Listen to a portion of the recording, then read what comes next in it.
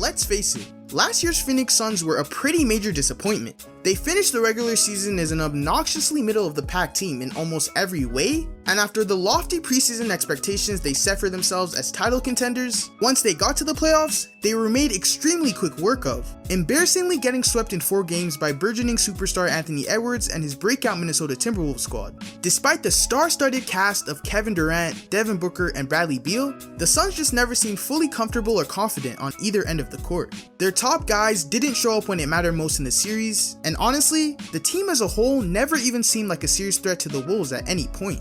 In the limited minutes their so-called Big Three were able to play together last season, despite the unquestionable offensive firepower they each provide, the team as a whole only saw marginal improvements at best in net rating when all three were on the court together. And to everyone's surprise, Phoenix was legitimately one of the worst fourth quarter offenses in the entire league last year. Whenever it came clutch time, the team just routinely could not deliver, and the issue was more than clear. With 3 score-first, bucket-getter type players on the court at the same time, their skill sets often felt redundant and unbalanced. And I know Devin Booker did his best to try to be the team's primary playmaker, but his role, outside of Team USA anyway, will always be best maximized as a go-to scoring option first. And on top of all that, the Suns had next to 0 reliable bench depth on the roster. Your boy was sorely mistaken.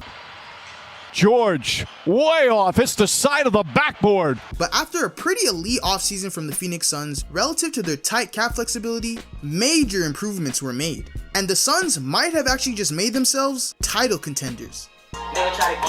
Stop the cap right now. Stop the cap. Arguably the biggest steal of this offseason, Phoenix was able to snag Tyus Jones from the Wizards on a minimum contract, and he instantly addresses one of the team's biggest weaknesses. Jones is just the elite offensive initiator that the Suns have been looking for. He was able to average a whopping 7 assists per game last season, playing alongside Washington Wizards teammates, mind you. And like he's done for almost every year of his career, even finally as a full-time starter with a higher usage rate, he was once again a top league leader in assist to turnover ratio. And if all of that wasn't good enough, Tyus Jones has also become a much improved 3-point shooter over the last several seasons. And he'll be another reliable option on the floor to knock down open jumpers and space the court. He's one of the best passing point guards in the NBA, and having a floor general like him on the court will definitely make the offense flow a lot smoother than it did last season. With such a pass-first guard like Tyus Jones running point, Phoenix's primary offensive weapons can now be fully maximized. Booker, Durant, and Beal will be able to comfortably get into their scoring sets without having to worry so much about playmaking responsibilities. Jones will be the primary facilitator, and those 3 dudes can just worry about getting buckets within the offense. Last year's Suns relied far too much on iso ball, and their offense often got stagnant because of it. But now, I expect their ball movement to be at a whole different level, and ultimately, it'll just make them a harder team to guard. Oh, and with an absolute dime dropper like Jones out there now, you can fully expect this Suns team to get out and run and push the pace in transition unlike ever before, cause he'll always be ready to dish out one of those long throw-ahead passes.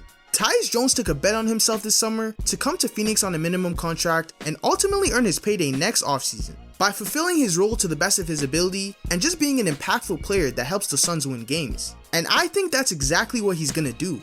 On top of that acquisition, Phoenix was also able to snag another valuable depth piece out of free agency in Monte Morris. Morris is the prototypical backup point guard who can do just about everything you need him to offensively, being able to both shoot and handle the ball effectively. His addition to this Suns bench will be a major breath of fresh air to the team's depth chart. The Phoenix Suns also wisely re-signed Royce O'Neal this summer, seeing as he's just the complimentary 3-and-D wing the team needs, and he was actually one of their few bright spots in the second half of last season. They brought back Josh Okogie for his relentless defensive effort and hustle, drafted arguably the best defensive prospect in this year's draft, Ryan Dunn, who can come in and instantly contribute on that end of the floor, even in limited minutes. They picked up Mason Plumlee on a flyer, and he can still give you nice production as a backup 5, being a solid big man facilitator, screener, and rim runner. And Grayson Allen will now slide his way to the bench in favor of Tyus Jones and continue to be one of the league's most deadly 3-point shooters.